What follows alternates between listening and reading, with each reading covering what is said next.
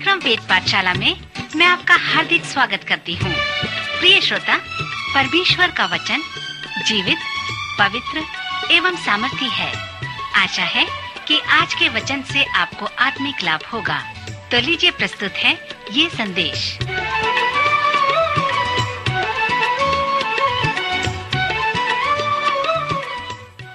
नमस्कार श्रोता मित्र, वेद पाठशाला की अगली कक्षा में आपका स्वागत है। हमने पुराने नियम के प्रत्येक पुस्तकों का सर्वेक्षण किया और नए नियम के सर्वेक्षण में हम पौलुस के पास्तरी पत्रियों में आ गए हैं। हमारे पिछले चरण में पौलुस व तिमोथी के मध्य जो संबंध है उसके महत्वपूर्णता पर मैंने बहुत कुछ बताया था। जिस तरह से पौलुस ने तिमोथी के विषय में बताया है, वो एक पुराने पास्टर व नए पास्टर के नमूने को बताया है। तिमोथी भी प्रशिक्षण करने का एक उदाहरण है, क्योंकि तिमोथी तीसरे सदी का विश्वासी था। तिमोथी की दादी एक विश्वासिनी थी, उसकी माँ भी एक विश्वासी थी और वह भी एक विश्वासी था। वह उस फिलिप्पी के दरोगी की तरह नहीं था, जिसका जीवन नाटकीय रूप से बदल गया था और वह प्रथम सदी में मसीह का चेला बन गया था। पर तिमोथी तीसरे सदी में मसीह का चेला बना। केनेथ स्कॉट एल ने कलीसियाई इतिहास के संबंध में एक पुस्तक लिखा है, जो बताता है कि वे लोग जो पाप से मन फिराएं और नया जन्म पाकर मसीह का सेवा किए, वे सचमुच में विशिष्ट लोग हैं।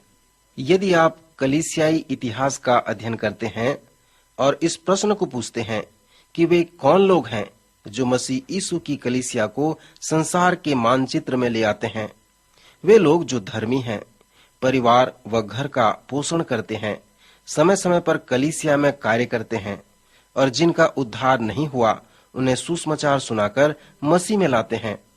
फिर वे बच्चे जो कार्य क्षेत्र में बढ़ते हैं, अपने माता पिता के कार्य व सेवा को देखते हैं, जो मसीह के लिए अपना जीवन समर्पित कर देते हैं। सो इसी प्रकार तिमुथियुस भी तीसरे सदी का विश्वासी था। विद्वान विश्वास करते हैं कि पौलुस ने तिमुथियुस की पहली पत्री को तब लिखा जब वह पहली बार रोमी कैद खाने से बाहर आया था। संस्कृति से पता चलता है कि पौलुस ने जब नेरो के अदालत में आया तब उसे छोड़ दिया गया। फिर पौलुस स्पेन की यात्रा करने लगा। रोमियो की पत्री में उसने रोमी लोगों को लिखकर कहा है कि वह स्पेन जाना चाहता है। संस्कृति से पता चलता है कि जब वह रोमियो के बंदी से स्वतंत्र हो गया तो वह स्पेन जाना चाहता था, ताकि वहां पर जाकर सुसमाचार प्रचार करे और फिर इफिसुस होते हुए त्रोआस में वापस आ जाए। फिर नेरो सम्राट पागलों की तरह रोम को चला जाता है और मसीहों पर इसके विषय में दोष लगा दिया जाता है। और यह उस समय हुआ जब पौलुस पतरस के साथ दूसरी बार बंदीगिरी में था। फिर हजारों मसीहों को बंदी बना लिया गया और उन्हें मार दिया गया। पतरस व पौलुस तो लोगों के शत्रु थे, वे जेल खाने में थे। विद्वान विश्वास करते हैं कि पौलुस ने तिमोथियुस को ये पहली पत्री उसके 2 बार बंदी होने के मध्य में लिखा है। तिमोथी के पहले पत्री का जो उद्देश्य है, जैसे पिछले चरण में मैंने बताया था, वो इस प्रकार है कि तिमोथियुस इस बात को जाने कि परमेश्वर का घर जो सत्य का खंभा है, नेव है, जीवते परमेश्वर की कलीसिया है, वह उसे जाने कि उसमें कैसे बर्ताव करना चाहिए। सो पौलुस तिमोथियुस को लिखता है कि मैंने तेरे पास जल्द आने की आशा रखने पर भी ये बातें तुझे इसलिए लिखता हूँ कि यदि मेरे आने में देर हो तो तू परमेश्वर के घर को जान ले, जो जीवते परमेश्वर की कलीसिया है। पौलुस उसे उन लोगों के स्वभाव को बता रहा है जो कलीसियाई की अगुवाई कर रहे थे। जो और पद में भी मैंने आपको बताया है, वो कुंजी पद है कि परमेश्वर का घर जो जीवते परमेश्वर की कलीसिया है और जो सत्य का खंभा है, नेव है, उसमें किस प्रकार बर्ताव करनी चाहिए।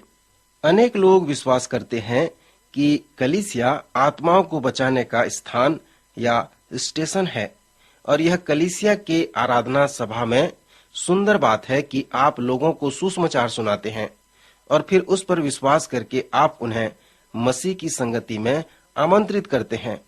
पर जब हम कलीसिया के रूपरेखा को समझते हैं तो पवित्र शास्त्र में पाया गया है कि कलीसिया आत्माओं को बचाने का केंद्र स्थान या स्टेशन नहीं है। यह आत्माओं को बचाने का केंद्र हो सकता है, परंतु कलीसिया को इसलिए बनाया गया है कि वह सुसमाचार के सत्य को जगत में प्रचार करे।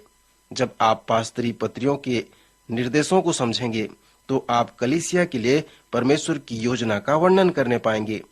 कृपया मुझे गलत न समझें, क्योंकि पास्टर चर्च में संदेश के बाद जो आमंत्रण करता है वो हमेशा अच्छा ही होता है।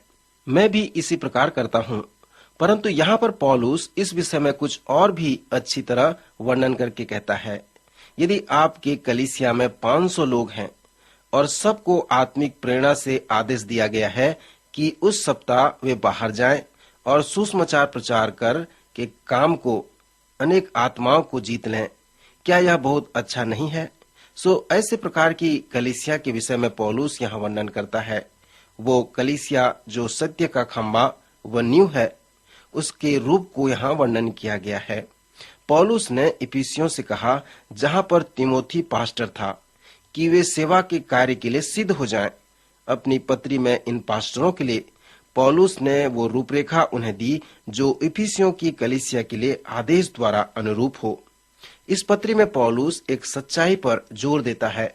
वो इस प्रकार है कि यदि कलीसिया को खंभा बनना है और उस सच्चाई को प्रचार करने का उसे केंद्र बनना है, तो उसे उस अगुवेपन के स्तर में आना है। जब आप शत्रुओं, विरोधियों व प्रतिकूल लोगों के मध्य कार्य करते हैं, जैसे क्रेत के लोगों के मध्य, तो यह आपके लिए बहुत प्रतिकूल होगा। जैसे कलीसिया को अगुवाई करते हैं, अनेक के लिए यह सत्य है। इस प्रकार तिमोथियुस को पौलुस द्वारा लिखे गए प्रथम पत्री का अर्थ यही है, क्योंकि जब आप पहले तिमोथियुस का सर्वेक्षण करते हैं तो आप अनेक सच्चाइयों को प्राप्त करते हैं। उदाहरण के लिए पहले अध्याय के पद 12 से लेकर 16 पद में एक सुंदर गवाही है जिसे पौलुस तिमोथियुस को देता है, जहां पर इस प्रकार लिखा है, और मैं अपने प्रभु यीशु मसीह का, जिसने मुझे सामर्थ दी है, धन्यवाद करता हूं कि उसने मुझे विश्वास योग्य समझकर अपनी सेवा के लिए ठहराया है। मैं तो पहले निंदा करने वाला और सताने वाला और अंधेर करने वाला था, तो भी मुझ पर दया हुई, क्योंकि मैंने अविश्वास की दशा में बिन समझे बुझे ये काम किए थे, और हमारे प्रभु का अनुग्रह उस विश्वास और प्रेम के साथ जो मसीह यीशु में है बहुतायत से हुआ है। यह बात सच और हर प्रकार से मानने के योग्य है कि मसीह यीशु पापियों का उद्धार करने के लिए जगत में आया, जिनमें सबसे बड़ा मैं हूँ। परंतु मुझ पर इसलिए दया हुई कि मुझ सबसे बड़े पापी में यीशु मसीह अपनी पूरी सहनशीलता दिखाए, कि जो लोग उस पर अनंत जीवन के लिए विश्वास करेंगे, उनके लिए मैं एक आदर्श बनूं। इस पहले अध्याय में पौलुस ने इस छोटे से अनुच्छेद में जो बातें हमें बताए हैं, जिसे हम इस पास्तरी पत्री के समस्त भाग में देख सकते हैं, वे विश्वास योग्य कहलाते हैं। पौलुस तिमोथियुस से कह रहा है कि तिमोथी, तुम अपना ध्यान मुझ पर लगाओ, मैं तुझे कुछ महत्वपूर्ण बात बताना चाहता हूँ। जब पौलुस ऐसा कहता है तो हम उसे पौलुस का विश्वास योग्य कथन कह सकते हैं। पौलुस का तिमोथियुस के लिए प्रथम विश्वास योग्य कथन इस प्रकार है कि मसीह यीशु इस जगत में पापियों का उद्धार करने आया, जिनमें सबसे बड़ा मैं हूँ। यहाँ पर पौलुस जो कह रहा है कि प्रभु पापियों को उदाहरण देना चाहता है।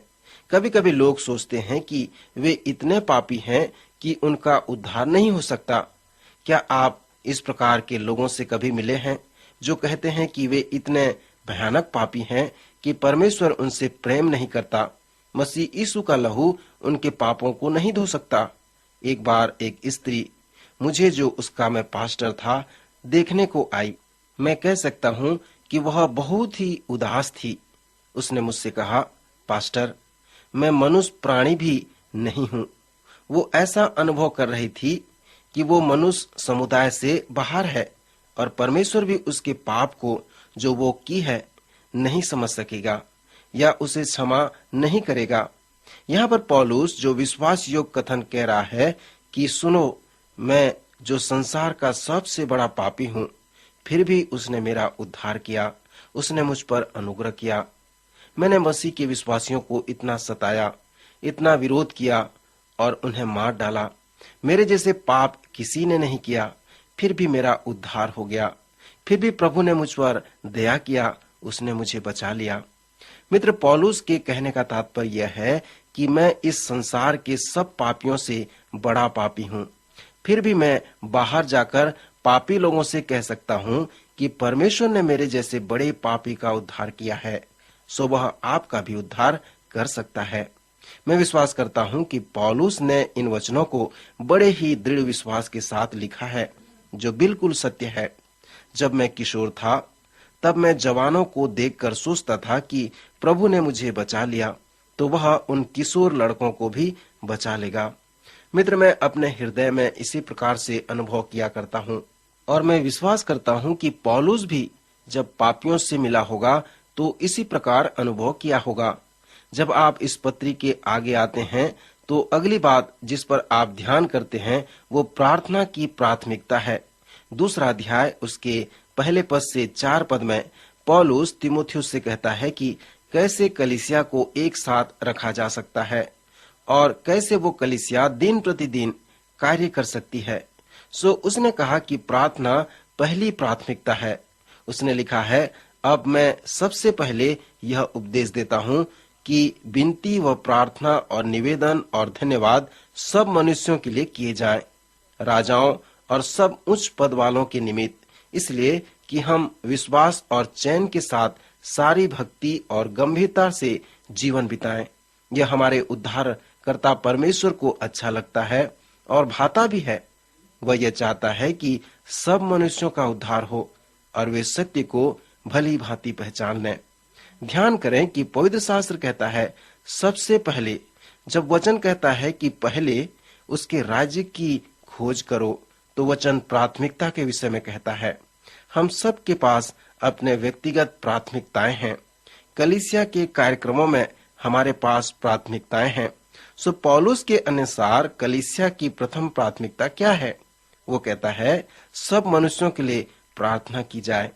पौलुस ने यह भी बताया कि प्रार्थना क्यों प्रथम हो। उसने कहा है परमेश्वर चाहता है कि सब मनुष्य का उद्धार हो और वे सब सत्य को भली भांति पहचान लें। सो इसलिए सबसे पहले मैं ये संदेश देता हूँ कि सब मनुष्यों के लिए प्रार्थना की जाए। यदि हम कोई कार्य करते हैं, कोई क्रूसेड करते हैं, तो हमें प्रार्थना करनी चाहिए ताकि प्रभु अनेक आत्माओं को भेजे जिनका उद्धार हो सके। सो पौलुस तीमुथियुस को लिखता है कि वह प्रार्थना करे, उन सभी लोगों के लिए प्रार्थना करे, क्योंकि परमेश्वर चाहता है कि सब मनुष्य का उद्धार हो। परमेश्वर का घर जो जीवते परमेश्वर की कलीसिया है और सत्य का खम्मा है, उसे इसलिए रखा गया है कि वह सुसमाचार प्रचार करे। श्रोता, क्या आप सुसमाचार प्रचार करते हैं? मैं आपको उत्साहित करता हूं कि आप प्रार्थना करें ताकि अनेक लोग उद्धार प्राप्त कर सकें। प्रभु आज के वचन द्वारा आपको आशीष दे।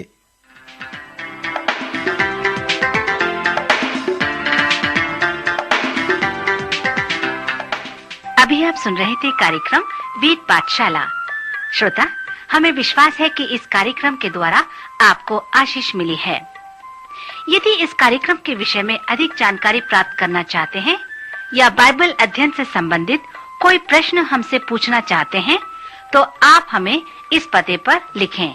हमारा पता है कार्यक्रम वेद पाठशाला, post box number 713, EN post, Faridabad 7। पता एक बार फिर सुन लीजिए। कार्यक्रम वेद पाठशाला, post box number 713, EN post, Faridabad 7। आज के कार्यक्रम का समय यहीं पर समाप्त होता है। अगले कार्यक्रम में आपसे फिर भेंट होगी। तब तक के लिए नमस्कार।